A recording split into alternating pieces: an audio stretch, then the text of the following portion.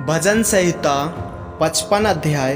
हे परमेश्वर, मेरी प्रार्थना की ओर कान लगा और मेरी गिड़गिड़ाहट से मुँह ना मोड़। मेरी ओर ध्यान देकर मुझे उत्तर दे। मैं चिंता के मारे छटपटाता हूँ और व्याकुल रहता हूँ, क्योंकि शत्रु कोलाहल और दुष्ट उपद्रव कर रहे हैं।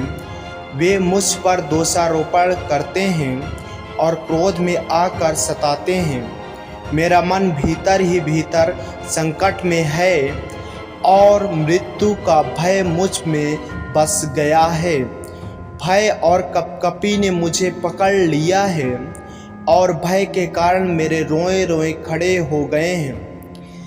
तब मैंने कहा, भला होता कि मेरे कबूतर के से पंख होते, मैं उड़ जाता और विश्राम पाता।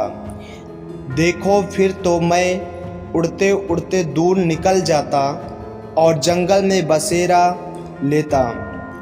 मैं प्रचंड बायार और आंधी के झोंके से बचकर किसी स्थान में भाग जाता। हे प्रभु, उनका सत्यानाश कर और उनकी भाषा में गड़बड़ी डाल दे, क्योंकि मैंने नगर में उपद्रव और झगड़ा देखा है। रात दिन वे उसकी शहरपनाह पर चढ़कर चारों ओर घूमते हैं और उसके भीतर दुष्टता और उत्पात होता है। उसके भीतर दुष्टता ने बसेरा डाला है और अंधेर ने अत्याचार और छल उसके चौक से दूर नहीं होते। जो मेरी नामधराई करता है वह शत्रु नहीं था, नहीं तो मैं उसको सह लेता। जो मेरे विरुद्ध बड़ाई मारता है वह मेरा बैरी नहीं, नहीं तो मैं उससे छिप जाता। परंतु वह तो तू ही था जो मेरी बराबरी का मनुष्य, मेरा परम मित्र और मेरी जान पहचान का था। हम दोनों आपस में कैसे मीठी मीठी बातें करते थे। हम भीड़ के साथ परमेश्वर के भवन को जाते थे। उनको मृत्यु अचानक आ दबाए, वे जीवित ही अधोलोक में उतर जाएं, क्योंकि उनके घर और मन दोनों में बुराइयां और उत्पात भरा है।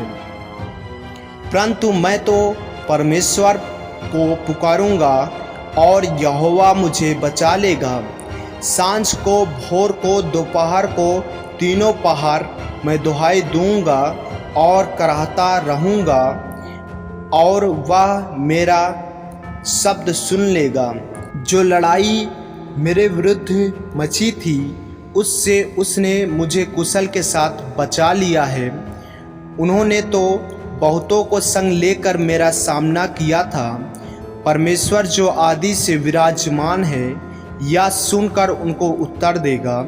ये वे हैं जिनमें कोई परिवर्तन नहीं और उनमें परमेश्वर का भय है ही नहीं। उसने अपने मेल रखने वालों पर भी हाथ छोड़ा है। उसने अपनी वाचा को तोड़ दिया है।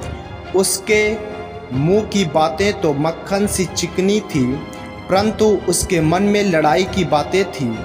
उसके वचन तेल से अधिक नर्म तो थे, परंतु नंगी तलवार थी। अपना बोझ यहोवा पर डाल दे, वह तुझे संभालेगा। वह धर्मी को कभी टलने न देगा। परंतु हे परमेश्वर, तू उन लोगों को विनाश के गड्ढे में गिरा देगा। हत्यारे और छली मनुष्य अपनी आधी आयु तक भी जीवित न रहेंगे, परंतु मैं तुझ पर भरोसा रखूँगा। आमीन।